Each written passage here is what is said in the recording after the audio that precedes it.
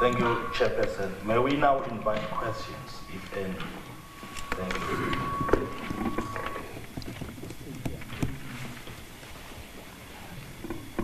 It's afternoon, from SABC. I'd like to ask, with all due respect, the former president, Mr. Kanumzana, also did mention that the ANC has to give a close eye to policies when they are implemented when it comes to the urban areas and also to the rural areas. What do you say about that? Do you think that the policies should be the same now that we know in rural areas there's traditional leaders and in urban areas we know that it's just normal people? That's my question. Thank you. Anyone else? You may proceed.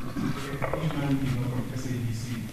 My question to the leadership is that you spoke about not being consulted, and we know currently that the issue of land is a very sensitive matter that is currently taking place inside and outside of Parliament, and you now being interested. During the process that was taken by Mr. as he was delegated by the Parliament to the research that he did, you feel aggrieved by not being consulted. I mean, as the custodian of the land, how come that you were overlooked? And what sort of measures can you be, because you felt that you were also wanting to should have been part of the conference that took place over the weekend in Randburg, in Boksburg.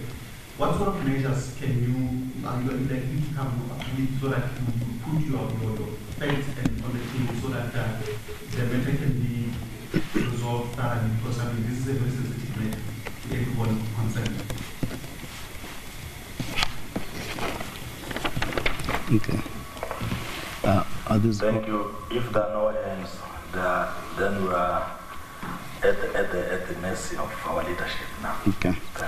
All right. No, thank you. On the issue of policies, I believe that we are one country and we are the same people. And in terms of policies that government comes up with, if government comes up with a legislation, normally those legislations are supposed to affect all. Because it is the law of the country. It would not be a law of rural people and a law of other communities. Yes, there may have been policies that were not properly implemented. I mean, if you look at the Framework Act, Regional Leadership and Governance Framework Act, it may not have been fully implemented because within it you have Section 20 that says that different government departments are supposed to accord traditional councils with functions. And a lot of departments have not done that in terms of making sure that functions are being given to these traditional councils. And even in other areas where we're supposed to have transformed traditional councils, government has been a bit slow in terms of implementing those pieces of legislation. We also have a traditional courts bill that is there. It has been before Parliament for over 10 years.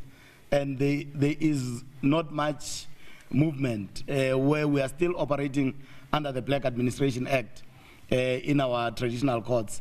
So we believe that we need to assist in terms of speeding up some of those policies. In terms of consultation,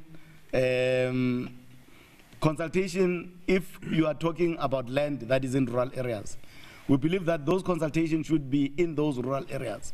So what the panel was doing, they would select cities where they were dealing with issues of land, and only people that would be passed by those that would want their views to be heard would be passed to those panel discussions, and yet people that are in rural areas that are affected, they don't even get an opportunity to speak because they may not have read the paper where they were invited.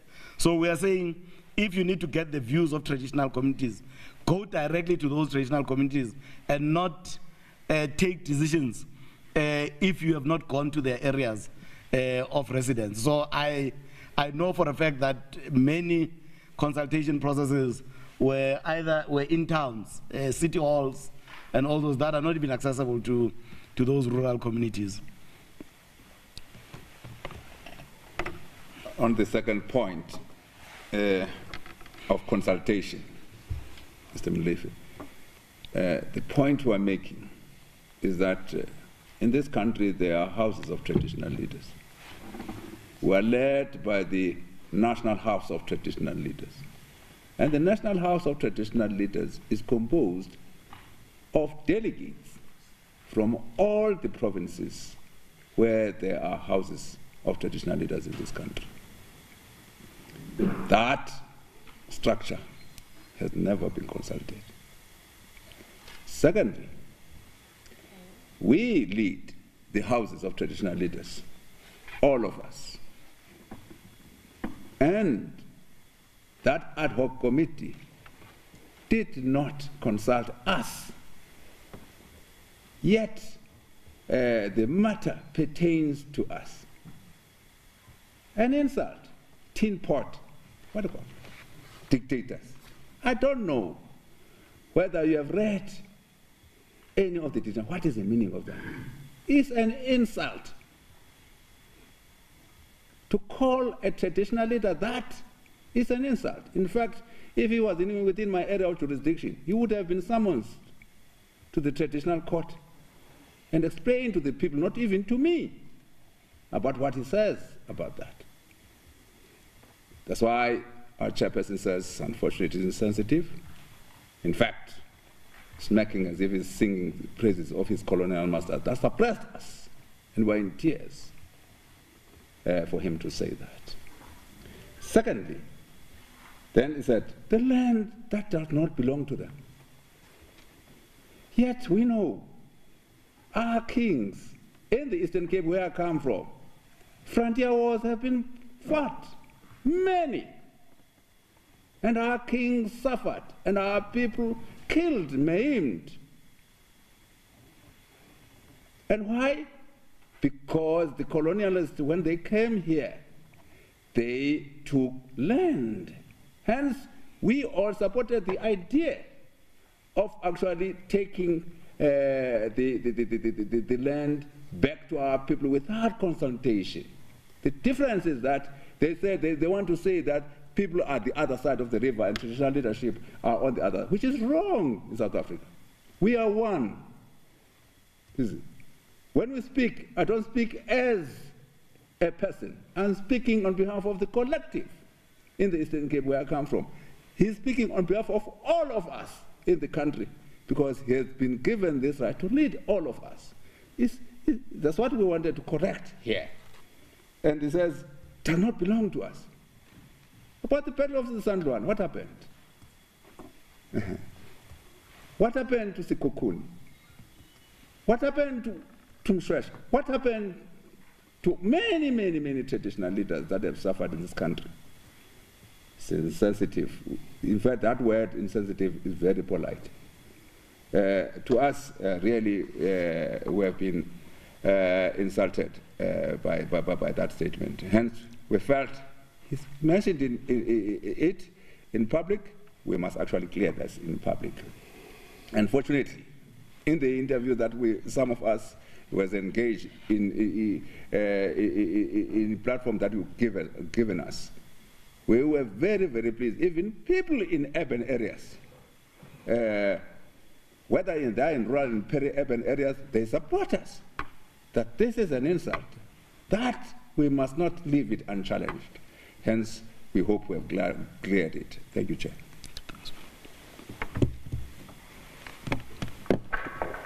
Thank you, leadership. Unless there are follow-up questions, if not, I will proceed. Or I can see a hand.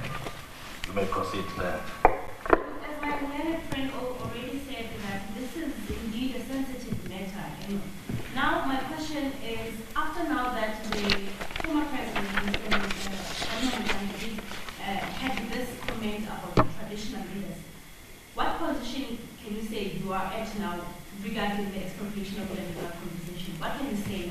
What do your feelings about that now that there's been such comment? Okay. As traditional leaders, what we are saying we support the expropriation of land without compensation.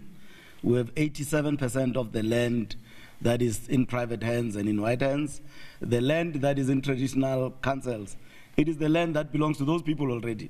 So if you want to expropriate that, I don't know who will you be expropriating it for, because it already belongs to those people. It's 13% of the land that is in black hands, that is in our hands as communities. So we are saying there's 87% of land that must be expropriated without compensation, and we are saying that the constitution must be amended to be able to deal with that issue.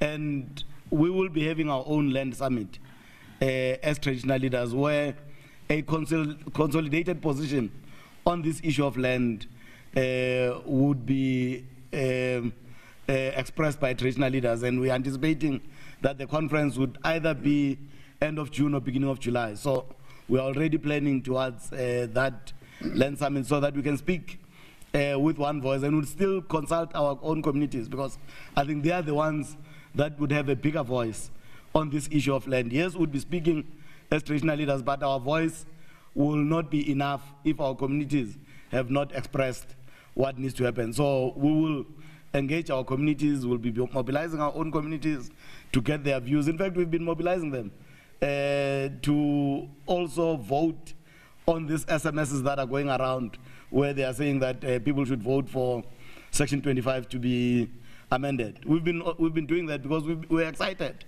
that finally government is addressing a pertinent issue on the land that was taken from us. But you know, we're surprised that now all of a sudden the majority of us are tin pot dictators. I think that's what was about to take us off track, but we wanted to clear this today and go back on track and deal with the issue of land the way it's supposed to be dealt with.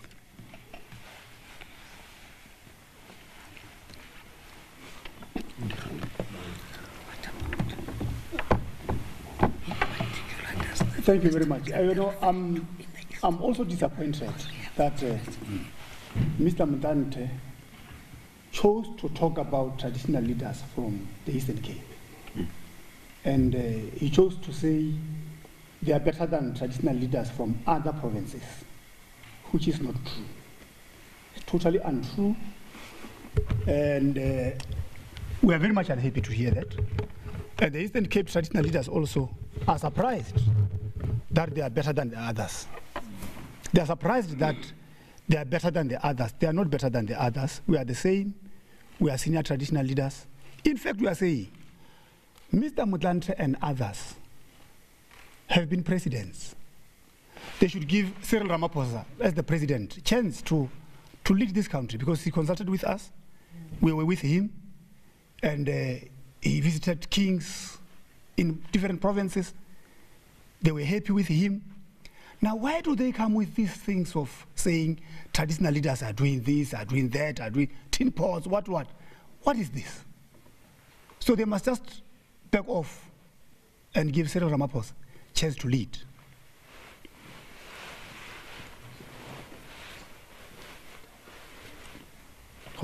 Oh, speak.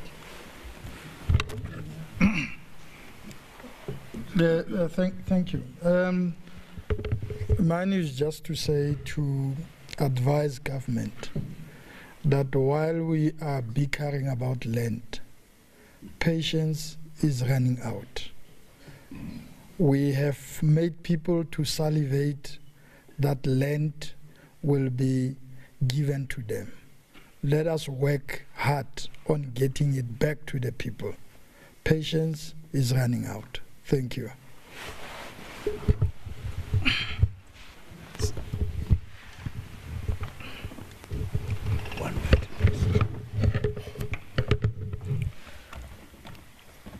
Okay, thank you. Much has been said about this issue.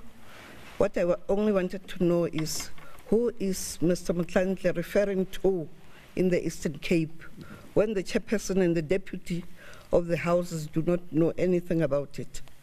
He must have met with somebody, one particular person who said something to him. They were the only two who were discussing that. Now he took it to the radio. Thank you.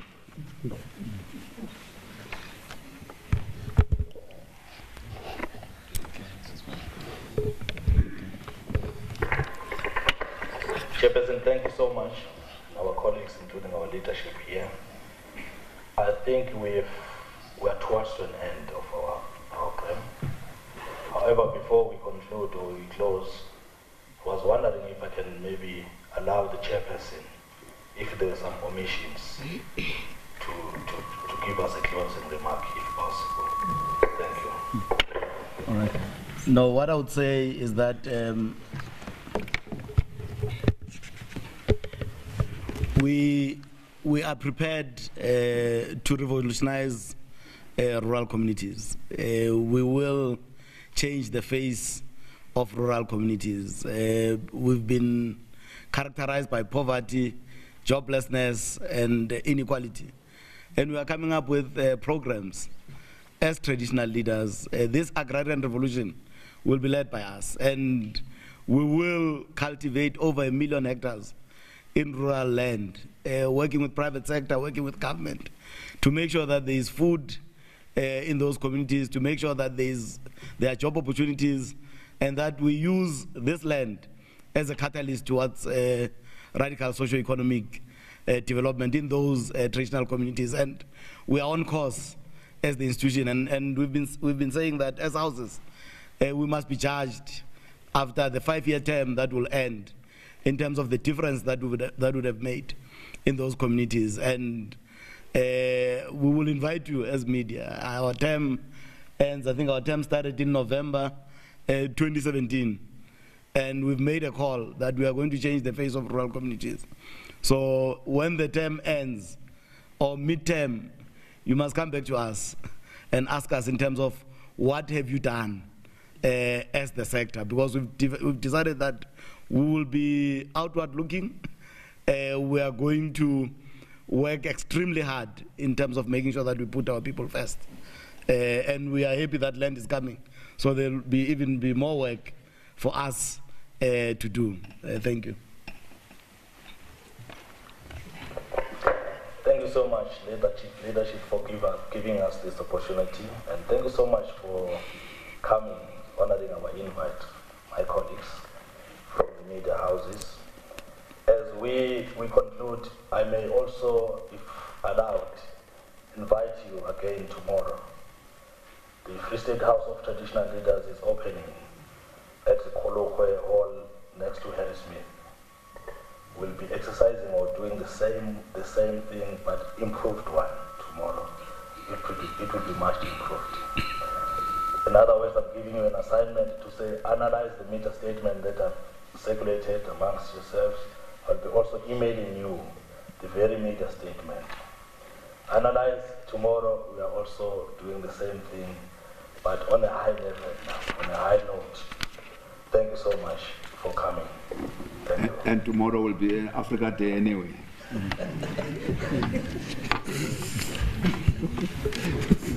Thank you. Thank you. All right, hearing there from the National House of Traditional Leaders briefing the media on communal land issues. This in particular responding to former President Kgalema Motlanthe, who said over the weekend that traditional leaders believe the land belongs to them, a claim Motlanthe says has no historical basis. So we heard strong remarks now from the leaders saying they're offended by Motlanthe's remarks. They've also said they'll be holding their own land summit in the coming months. We know this is on the back of the ANC's land summit, which was held over the weekend, where the same call was made by the ANC, as we've heard now from traditional leaders, that Section 25 of the Constitution must be amended and that land expropriation without compensation must be done speedily. So we know that the ANC has said that this is their plan, that they've resolved that Parliament must urgently pass the land expropriation bill. President Ramaphosa, we know, has also engaged with traditional leaders on this matter of land expropriation, but it seems from what's been said now by traditional leaders that their patience is wearing thin and that they want government to speedily act on this land issue. And particularly because they want to use the land in traditional communities as a catalyst for economic change within their communities. They're saying that they want to change the face of rural communities. So indeed, the land issue, an important one for traditional leaders, as we've heard coming out of that media briefing this afternoon.